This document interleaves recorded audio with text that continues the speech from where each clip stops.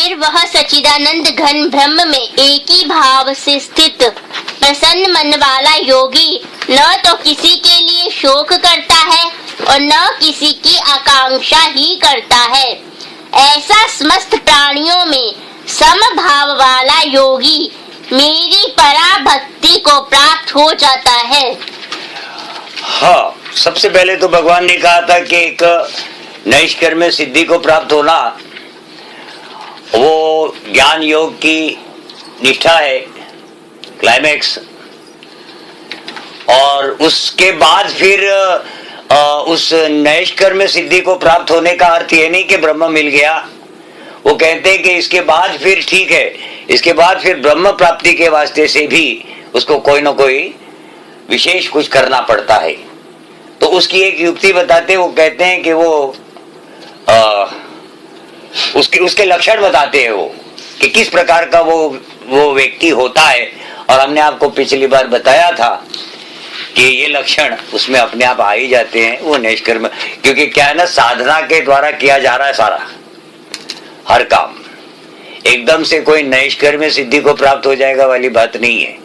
अब ये नैष्कर्म्य सिद्धि माने कि वो बड़े आश्चर्यजनक स्थितियां हैं, है ना। ये बिना माने कुछ भी किए हुए, माने प्रयास किए हुए, किसी दिशा में भी किसी प्रकार का कोई भी प्रयास न करते हुए भी अपने जीवन निर्वाह का साधन जुटा लेना। हाँ, इसको कहते हैं नैष्कर्म्य सिद्धि। माने कर्म के त्याग की योग्यता आपकी पूर्ण हो गई। हाँ, अब आप कर्म नहीं करते हैं तो आपको पाप नहीं लगता है। ऐसा भी नहीं होगा कि आपका जीवन निर्वाह नहीं चलेगा, जीवन निर्वाह भी चलेगा। आपको कोई किसी प्रकार का कुछ भी करने की आवश्यकता नहीं आपको। वो एक सिद्धि है। परंतु इस सिद्धि पर पहुंचने के बाद फिर ब्रह्म ही मिल जाएगा ऐसी बात नहीं है। इसलिए फिर आगे फिर वो लक्षण बताते हैं कि किस प्रकार का फिर वो व्यक्ति इस स्थिति में आकर के, और फिर वो यहां से फिर वो ब्रह्म को प्राप्त होता है। अब भगवान यहाँ पे कर्मयोग की बात बताते, कर्मयोगी की बात बताते। हाँ, पढ़ो, उसी को पढ़ो फिर से दोबारा।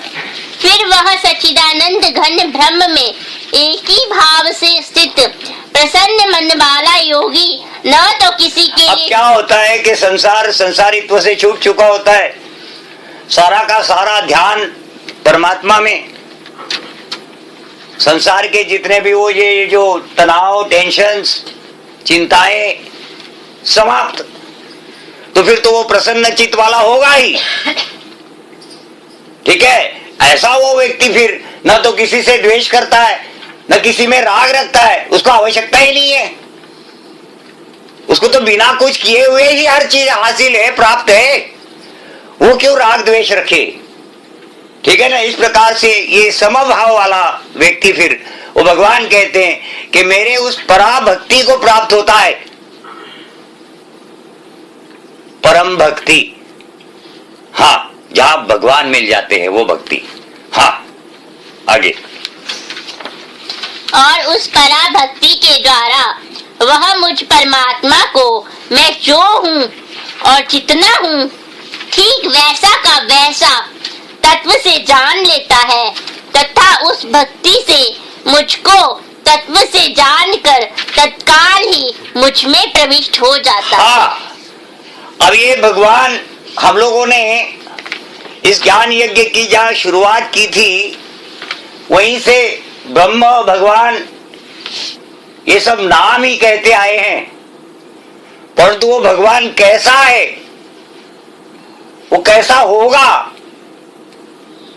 वो क्या करता होगा, कैसे उठता होगा, कैसे बैठता होगा, कितना बड़ा लंबा होगा, वो हम लोग कोई भी नहीं जानते। तो भगवान कहते हैं कि ये जो पराभक्ति है, इस भक्ति के द्वारा वो मुझे पूर्ण रूप से जान लेता है। मैं कैसा हूं, कितना हूं, और इस प्रकार से इस मुझे जानने के बाद वो तो फिर समझ ही जाता है। जैसे उसके वो बात समझ में आ गई कि अरे ये तो ब्रह्म ऐसा है, ऐसा जैसे ही उसके दिमाग में वो बात आती है वो उसी ब्रह्म में समा जाता है। हाँ, माने जीते जी ब्रह्म बन जाता है। हाँ जी, आगे। और मेरे परायण हुआ कर्म योगी तो संपूर्ण कर्मों को सदा करता हुआ भी मेरी कृपा से सनातन अविनाशी परम पद को प्राप्त हो जाता है। अब ये दूसरे की बात बताते हैं, ये वो जो कर्म कर रहा है, ये पहले तो ज्ञान योग की बात चल रही थी, अब निष्काम कर्म योग की बात बताते हैं। वो कहते हैं कि ये व्यक्ति ठीक है, जीते जी तो ये ब्रह्म नहीं बनने वाला, परंतु क्योंकि ये मेरे परायण है, माने मेरा सहारा लेकर के इसने जीवन व्यतीत किया है। ठीक है ना, पढ़ो। और मेरे परायण हुआ कर्म योगी तो संपूर्ण कर्मों को सदा करता हुआ भी मेरी कृपा से सनातन अविनाशी परम पद को प्राप्त हो जाता है। हाँ, उन्होंने कहा था कि देखो, या तो अलग थलग बैठ करके भगवान का पूजन कर लो, या फिर आप आसक्ति को त्याग करके अपना स्वाभाविक कर्म अपना लो। ठीक है ना, तो ये निष्काम कर्म योगी वो होता है, वो आसक्ति का त्याग करके भगवान का सहारा ले लेता है और फिर वो कर्म करता चला जाता है और भगवान की कृपा हो जाती, कि भगवान वो तो पूजन है। स्वाभाविक कर्म अनासक्त होकर के करना ये भगवान का पूजन है। तो ऐसा इसलिए उस पर फिर भगवान की कृपा होती है और फिर वो भी जब शरीर को त्यागता है तो वो भी परम गति को प्राप्त होता है। तो याद रखना है, फिर वो देवयान और पितृयान वगैरह इसमें आएगा, वो ज्ञान योग में नहीं आने वाला है। हाँ हाँ, इसलिए हे अर्जुन, तू सब कर्मों को मन से मुझ में अर्पण करके तथा समबुद्धि रूप योग को अवलंबन करके मेरे परायण और निरंतर मुझ में चितवाला हो। हाँ, भगवान कहते हैं कि इसीलिए अर्जुन, तू ये जो कर्म तेरे सामने है, तू इस कर्म में अनासक्त होकर के तू इस कर्म को कर, ये तेरा कर्तव्य कर्म है, तेरा धर्म है। ठीक है ना, परंतु जो सारी की सारी जो बुद्धि है वो तू मुझ में अर्पण कर दे। हाँ, आगे।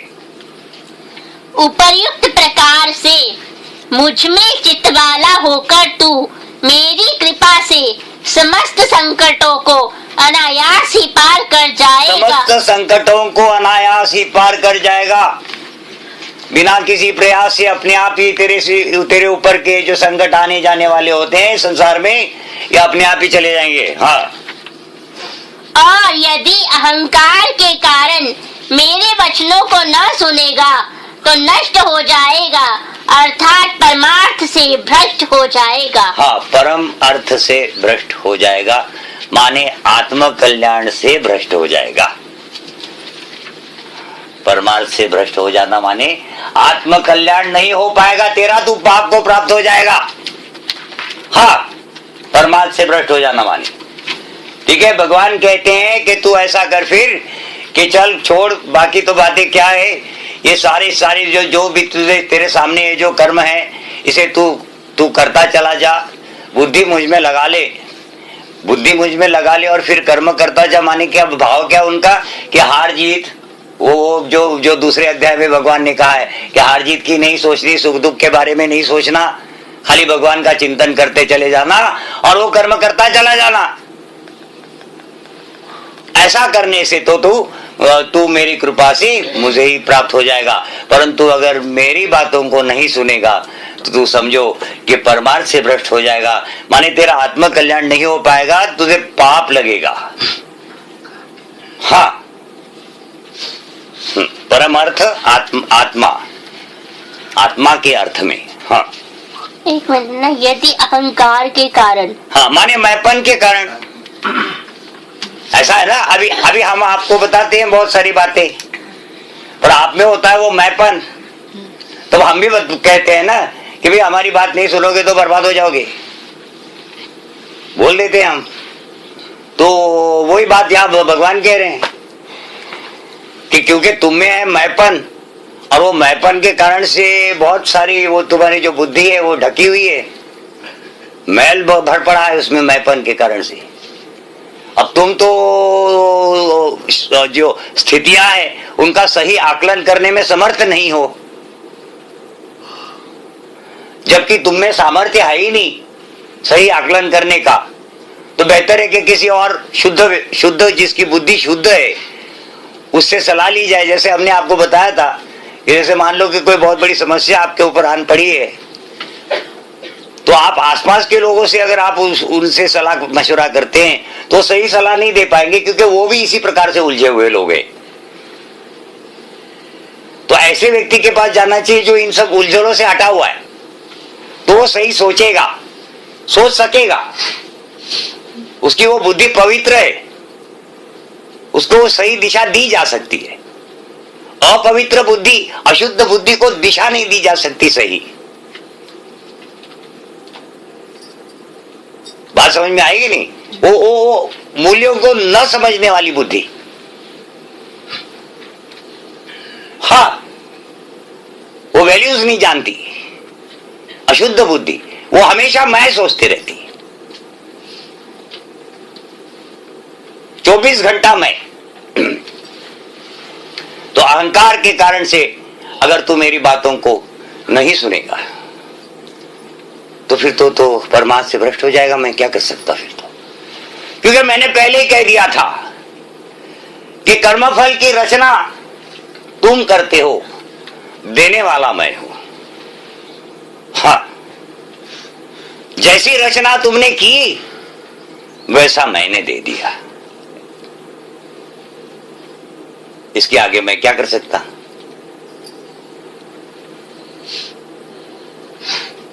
अब तुम रो रहे, चिल्ला रहे, चीख रहे, चीखते रहो, हाँ ठीक है ना। हाँ आगे। और जो तू अहंकार का आश्रय लेकर ये मान रहा है कि मैं युद्ध नहीं करूंगा, तेरा ये निश्चय मिथ्या है, क्योंकि तेरा स्वभाव तुझे जबरदस्ती युद्ध में लगा देगा। हाँ, अब अगर तू ये सोच रहा है, मान लो कि मैं युद्ध नहीं करूंगा, कि चलो भगवान ने जो बातें कही ठीक है, अपनी जगह वो भी ठीक ही है, पर फिर भी मेरे अनुसार मैंने युद्ध नहीं करना है। भगवान कहते हैं कि अर्जुन, अगर मान लो तू अहंकार के कारण से तू अगर ये सोच रहा है कि चलो भगवान ने तो अपनी बात कह दी है, हमें तो अपना सोचना है, दाल रोटी तो हमें कमानी है, भगवान ने तो आना है नहीं, तो हम तो युद्ध नहीं करेंगे। तो भगवान कहते हैं कि ये भी नहीं हो सकेगा। हाँ, तो भगवान कहते हैं कि ये जो तू सोच रहा है कि हम नहीं करेंगे इस कार्य को, तो भगवान कहते हैं कि ये भी संभव नहीं है, क्योंकि तेरा जो स्वभाव है ये तुझे युद्ध में जबरदस्ती लगा देगा। अब कैसे आगे? हे कुंती पुत्र, जिस कर्म को तू मोह के कारण करना नहीं चाहता, उसको भी अपने पूर्वकृत स्वाभाविक कर्म से बंधा हुआ परवश होकर करेगा। हाँ, भले ही अब मोह के कारण से तू मोहित हो रहा है ये सारी स्थितियां देख करके, और उसके कारण से तू जो नहीं कर रहा है, डर गया है, परंतु फिर भी ये जो तेरा पूर्व काल में जो तूने कर्म किए, जिसके कारण से जो बीज बना, और वो जो स्वभाव, वो स्वभाव तुझे इस कर्म में जबरदस्ती लगा देगा, मजबूर करेगा तुझे कर्म करने में। अब प्रश्न ये उठता है कि जब भगवान को मालूम ही था कि अर्जुन ने कर्म करना ही है, तो फिर शुरुआत से लेके अब तक के इतना बड़ा ज्ञान यज्ञ इसकी आवश्यकता क्या थी? हाँ, भगवान को जब मालूम था कि अर्जुन ने तो ये कर्म करना ही है, तो वो खाली उसका रोना सुन लेते थोड़ा सा, थोड़ी देर के लिए। वो जानते थे कि ये तो करेगा ही करेगा, इसका तो स्वभाव से मजबूर है। एक कुत्ता अपने स्वभाव से मजबूर है, कहीं खट आया तो वो भौंकेगा जरूर, वो अपने आप को रोक ही नहीं सकता, है कि नहीं? उसी प्रकार से ये अर्जुन था, इसका स्वभाव ही था वो, और ये भगवान जानते थे कि इसका ये स्वभाव है, और उस पर भी भगवान ने इतना बड़ा उसको ज्ञान दिया। इसीलिए दिया कि अगर वो उसके स्वभाव के अनुसार अगर वो कर्म करता तो सोच तो वो पाप की ही होती ना, सारे कर्म का पाप उसको लग जाता है। और अब जबकि ज्ञान मिल चुका है, अब वो इसी कर्म को ज्ञान पूर्वक करेगा। जबकि वो ज्ञान पूर्वक करेगा तो इसका उसको न तो पाप लगेगा न पुण्य लगेगा। ठीक है? हाँ, आगे अब यहां फिर वो कारण बताते हैं ना, ईश्वर सर्वभूतानां हृद्देशे अर्जुन तिष्ठति भ्रामयन् सर्वभूतानि यंत्रारूढ़ानि मायया। ठीक है ना? हाँ, आगे। क्योंकि हे अर्जुन, शरीर रूप यंत्र में आरूढ़ हुए संपूर्ण प्राणियों को अंतर्यामी परमेश्वर अपनी माया से उनके कर्मों के अनुसार भ्रमण कराता हुआ सब प्राणियों के हृदय में स्थित है। हाँ, ऐसा ना, पुरातन काल से ऋषि मुनियों ने, कवियों ने इस शरीर को रथ माना है और कहा है कि ये आत्मा की ये जो अनंत यात्रा है जीवात्मा की, और इस अनंत यात्रा में हजारों रथ आने हैं। ठीक है ना? और हमने जब इस ज्ञान यज्ञ में इस शरीर के बारे में आपसे कहा था तो कहा था कि गाड़ी है। अब गाड़ी इसलिए कहा था कि ये रथ आजकल दिखाई नहीं देते, मालूम ही नहीं किसी किसी को तो रथ पानी क्या। हाँ, गाड़ी सबको मालूम है, इसीलिए हमने इसको गाड़ी कहा था। और इस गाड़ी में वो जीवात्मा सवार है ना? तो हमने आपको कहा था कि ये गाड़ी आपके नियंत्रण में है नहीं, इसका ड्राइवर तो कोई और है, और वो तुम्हें उन स्थितियों से मजबूर करता है जाने के लिए। अगर तुम्हारे हाथ में स्टीयरिंग व्हील आ जाए गाड़ी का तो तुम दुखों से क्यों जो चलोगे, तुम कांटों पर क्यों चलोगे? तुम तो अच्छा रास्ता ढूंढोगे, नहीं तो ब्रेक लगा दोगे गाड़ी को, हमने नहीं जाना जी आगे, क्योंकि तुम्हारे कंट्रोल में है, तुम्हारे नियंत्रण में है। पर फिलहाल स्थिति ये है कि ये गाड़ी का ड्राइवर कोई और है। तो वही भगवान यहां कह रहे, वो कह रहे ईश्वर सर्वभूतानां हृद्देशे अर्जुन तिष्ठति। ये ईश्वर, वो शबल ब्रह्म, वो मूल प्रकृति,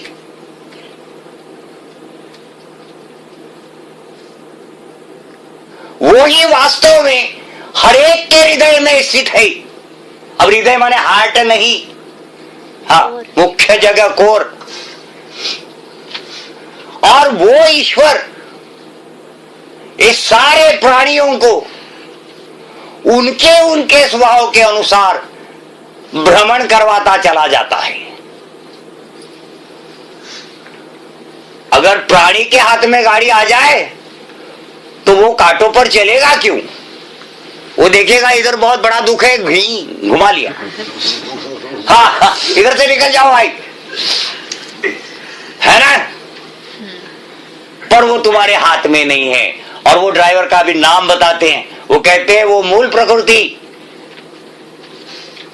वो जो सत्वगुण, रजोगुण, तमोगुण का वो जो साम्य परिणाम, वहां से कंट्रोल हो रहा है। हाँ हाँ जी, वो कहते हैं कि ये ईश्वर ही वास्तव में हर एक प्राणी के शरीर में स्थित होकर के उस प्राणी को उसके स्वभाव के अनुसार चलाता है। हाँ, इसीलिए तू भी, क्योंकि उस मूल प्रकृति का गुलाम है, इसलिए तू भी भाग नहीं सकेगा युद्ध भूमि से। तेरा स्वभाव है और वो ईश्वर बैठा है, वो तुझे तेरे स्वभाव के अनुसार इस युद्ध में लगा देगा। लेकिन अगर मैंने ज्ञान नहीं दिया होता तुझे, तो इस युद्ध करके तुझे पाप लगता, कई जन्मों तक तू नरक भोगता। परंतु मेरी कृपा से अब तुझे जब वो ईश्वर जबरदस्ती इस युद्ध में लगाएगा भी, तो तू पाप को नहीं प्राप्त होगा। हाँ, तो तू तेरा ये सोचना कि मैं युद्ध नहीं करूंगा, ये तेरी भूल है। क्योंकि तुझे चलाने वाला वो जो ड्राइवर है, वो तो कोई और है, और उसका पता बताते हैं वो। हाँ, वो मूल प्रकृति, वो ईश्वर, वो शबल ब्रह्म। बात समझ में आई? हाँ, करें आगे। आगे।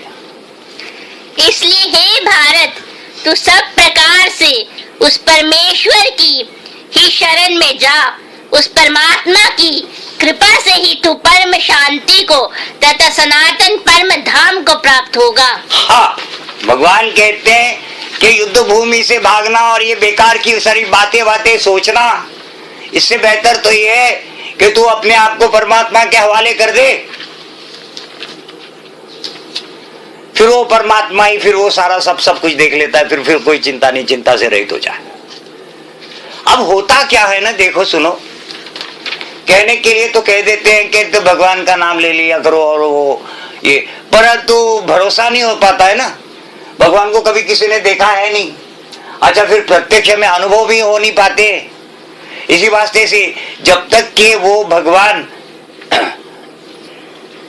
का पूर्ण रूप से माने पक्का अनुभव नहीं होता ना, तब तक मनुष्य के अंतःकरण से भय नहीं जाता, भय बना ही रहता है कि क्या पता भगवान आएगा कि नहीं आएगा। हाँ हाँ, बोलते तो है भगवान भगवान, वो बाबा ने बोला था, पर वो वास्तव में आता है कि नहीं आता है, वो करता है कि नहीं करता है। हम लोग क्या है ना, वास्तविक जो मानव का जीवन होना चाहिए ना जिस प्रकार का, उससे बहुत दूर निकल चुके हैं। इसलिए इन सब चीजों का आभास तक हमें नहीं हो पाता। ये जो हम अभी बता रहे या भगवान अभी जो बता रहे हो, हाँ, हम लोग बहुत दूर निकल चुके हैं। बिल्कुल माने तोड़ ही डाला ना हम लोग, जीवन स्टाइल ही सारा विनाश कर डाला। इसके कारण से हमें ऐसा पता ही नहीं चलता। अच्छा, फिर हर एक आदमी यही सोच रहा है कि मैं जी रहा हूं और मैं कर रहा हूं, सब कुछ मैं कर रहा हूं। जो वो मर जाता है तो मरते समय उसको पता नहीं, उसको होता भी होगा कि साला मैं क्यों जिया था। हाँ, बहुत दूर निकल चुके हैं हम लोग। इसलिए भगवान वगैरह का ये भरोसा नहीं हो पाता, और भरोसा न होने के कारण से फिर भय नहीं जा पाता। जब भी कोई मुसीबत आती है तो मन डर जाता है। भगवान का नाम लेने वालों का भी डरता है और नहीं लेने वालों का तो डरता ही डरता है। तो भगवान का नाम लेने वालों का डरता है इसलिए कि उनको भरोसा ही नहीं हो पाता। आप कैसे भरोसा करें? कई बार फंस चुके होते बुरी तरह, वो भगवान आता ही नहीं, फंसा देता है बुरी तरह। अब वो भी क्या करे? वो तो कहता है कि कर्मफल की रचना तुमने की थी, मैं क्या करूं? इस प्रकार से ये सारी बातें हैं। परंतु एक बात याद रखना कि कोई व्यक्ति अगर किसी की अभी काफी कुछ उम्र अगर उसके पास बाकी है, अनुभव करने की स्थिति में वो अगर है, थोड़ी थोड़ी साधना कर ले, होते होते होते वर्षों बाद अनुभव जरूर होगा, वो आभास होने लगेंगे और फिर वो निर्भयता अपने आप आ जाती, मालूम हो जाता है कि भगवान वास्तव में अस्तित्व में है।